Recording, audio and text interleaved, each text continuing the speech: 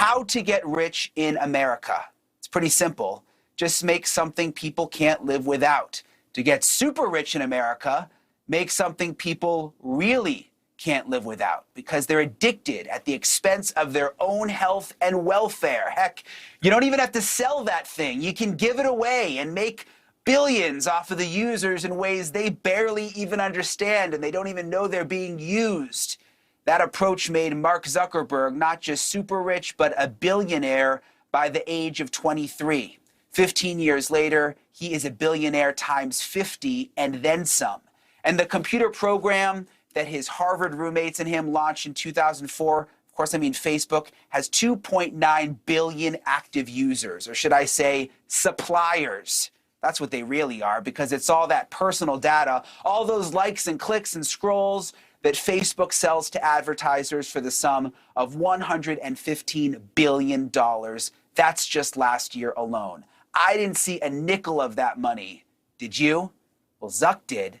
And that's why he's an American oligarch, an immensely rich private citizen with power that transcends governments and transcends constitutions. Not that the government is always giving this guy a pass, because as we speak, lawmakers in California are moving a bill that would let state prosecutors sue Facebook's parent company, it's now called Meta, over features alleged to harm minors.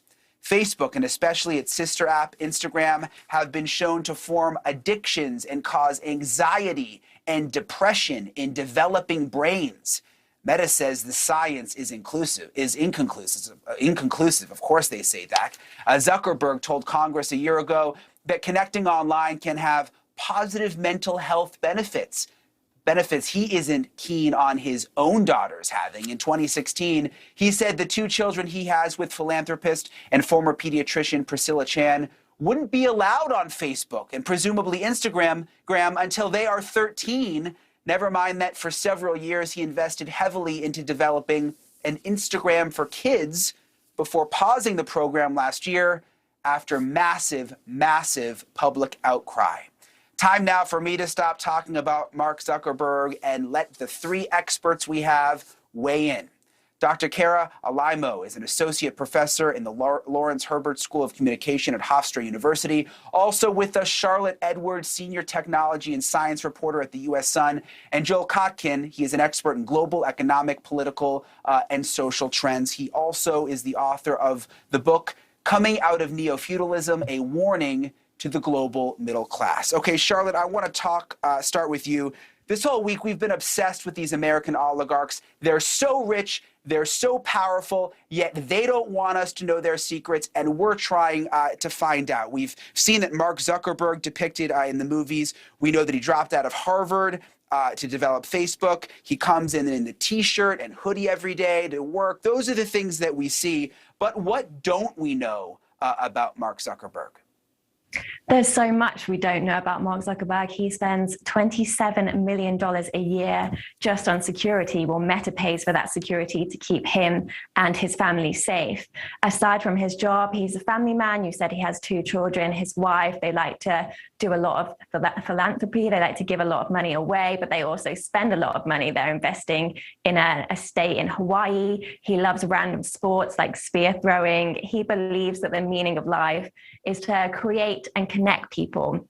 And I do think he sees himself as this powerful leader. We know that he's obsessed with the Roman leader Augustus, also known as Octavian, and he spent his whole honeymoon in Rome taking pictures of this man. So I think he does see himself as this big leader in the world, but we only tend to associate him just with Facebook, when actually Meta owns 90 different companies, like the likes of WhatsApp, Instagram, Oculus. So this is a man that has big plans for the world. He's investing billions right now in the metaverse, and he's creating this new virtual reality that he all thinks we're going to live in the next 10 years.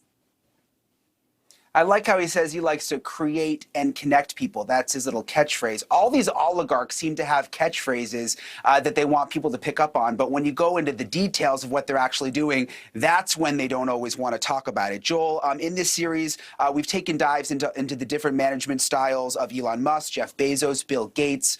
What is Mark Zuckerberg's management style?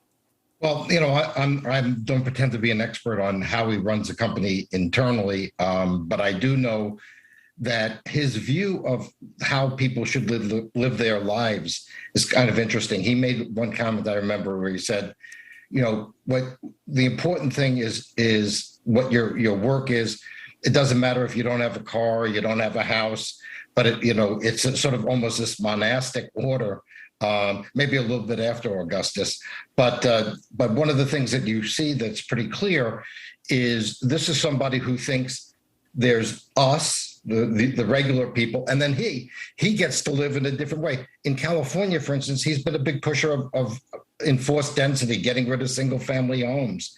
But he has estates. I mean, so this is why I think he's kind of a parallel in some strange way to sort of the medieval aristocrats who seized the territory after the end of the Roman Empire. And he was very clever doing it. You can't blame him for that. But I think the social effects could be quite negative. Very interesting. Kara, today something interesting happened in California, and now there is this path for the government to sue Facebook and other social media giants for features that are deemed addictive to children. I mean, isn't that what they're trying to do, Kara? Aren't they trying to get the kids hooked and be on there all the time? Isn't that how they're making money? It doesn't seem like they really want to stop doing that, do they?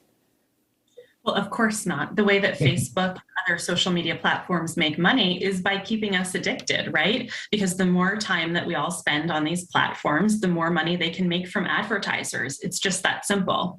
And I'm a mom. I, of course, don't want to see my own children addicted to social media, but I'm not really sure how this bill, which has passed the House in California, could really achieve that, because seeking social status, it's addictive. And Facebook in particular highlights things in our news feeds that it knows will keep us engaged. So not really sure how that would work in practice. Yeah, and how interesting that Mark Zuckerberg doesn't let his own kids use Facebook. I think that says a lot. Charlotte, you mentioned at the beginning of this conversation the Hawaii estate, $100 million estate in Hawaii. Apparently, he's at war with the locals there because it's just not big enough. $100 million, it's not big enough. What's going on with Mark Zuckerberg in Hawaii right now? Yeah, so late last year, he added 110 more acres to his 1,500 acre estate in Hawaii. Now, native Hawaiians have spoken out and said that land to them is like an ancestor. They see it as their own. So to have this billionaire come and buy it up is offensive to them. They don't want him there. Whereas Mark is on that he's going to protect the wildlife, he's going to enforce sustainable agriculture, and he, of course, sees it as a positive and argues his case for buying all this land. But who really needs over 1,500 acres when he already owns plenty of homes in California? Yeah, this goes back to the point that Joel just made.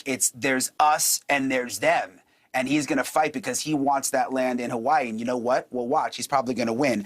Joel, at Harvard, Mark was working with 3 fellow students. This is kind of a common story, developing a social network called HarvardConnection.com. They accused him of stealing their ideas to create Facebook. It was going to go in the Harvard newspaper. And Mark Zuckerberg actually went into the HarvardConnection.com program they'd created, found out the journalists' login information, and in a way sort of blackmailed the person to keep them from writing the article. I mean, could one argue that this was a glimpse into the future of the way Mark Zuckerberg was going to conduct business? Well, I have to say, from a historical perspective, this is, as Balzac once wrote, behind every fortune lies a crime. Probably if you go into the background of almost any super successful person, they did something disreputable at some point, usually early in their career. So I'm not going to be that judgmental about that. I mean, I think the real problem, and I've heard this from people involved here in California, which is these tech guys, they're very, very clever on a certain kind of mathematical level, a certain abstract level, but they have no feeling about how human beings actually are. They tended to be awkward people to start with. And so as a developer, a friend of mine in Silicon Valley who was a big developer there, he said he'd never met a group of people who understood less of the impact of what they did. And one last thing, you make such a good point, Joel. When you said that, though, it's true. When I see Mark Zuckerberg speak, a lot of times he almost seems like a robot. Like he's not even a real human. Like, does he really connect with real people? It's hard to imagine him like really sitting down and having a conversation with a normal American. Well, I'll just say one conversation I had recently with somebody who knows him and works with him. He said, he's not an optimist. He thinks the future of humanity is the metaverse. And, he may be right. But if you don't like video games and what social media has done, you ain't seen nothing yet. Because the metaverse is about being immersed in a artificial reality, which would be then controlled by Facebook. And my daughter's already been on the Oculus machine. The Oculus was invented here in Orange County, actually. But the reality is, this is his vision of our future. And I'm not so pleased about it. I'm too old to probably experience most of it, but it's a really serious issue. And I think one that people have to pay attention to. Is this the vision we want? And think about the fact that he and his offspring and people around him are going to have enough money to fund nonprofits for the next 100 years, which will shape public perceptions and policies to their desire. Yeah, what an interesting point. Then even when Mark Zuckerberg is gone, he's got the wealth to keep his ideas going. And the metaverse, I mean, Facebook with even more control. I don't think any of us like the sound of that. Kara, this takes us back to 2018 when we're talking about sort of Mark Zuckerberg's awkwardness, sort of how he seems like a robot. I think back to when he was testifying in Congress. It was almost just like awkward to watch. You have said that he was misleading when he testified. Explain that. Back in 2018, Mark Zuckerberg testified before Congress. He looked at lawmakers and he said that on Facebook, users control who sees their data. And we later learned that just wasn't true. So first, the New York Times revealed the Cambridge Analytica scandal. So this political consulting firm that worked on former President Trump's political campaign had actually improperly accessed data on tens of millions of Americans. Then the Times revealed that actually our data was made available to many other companies as well, including foreign companies like Huawei, which is from China, and Yandex in Russia. So that sort of added national security concerns on top of the privacy concerns. And I think it's fair to say, at the very least, that Zuckerberg misled Congress and, by the way, all of us. Wow, fascinating. Listen, this is why we're doing these American Oligarch segments, because every time we do one, I learn things about these guys that I didn't know that they don't want us to know, and you all helped us out doing that tonight. Dr. Kara Alaimo, Charlotte Edwards, Joel Kotkin, thank you so much for coming on. Thank you. Thank you. Thank you for watching. Go to newsnationnow.com to find NewsNation on your television provider. And don't forget to click the red subscribe button below to get more of NewsNation's fact-driven, unbiased coverage.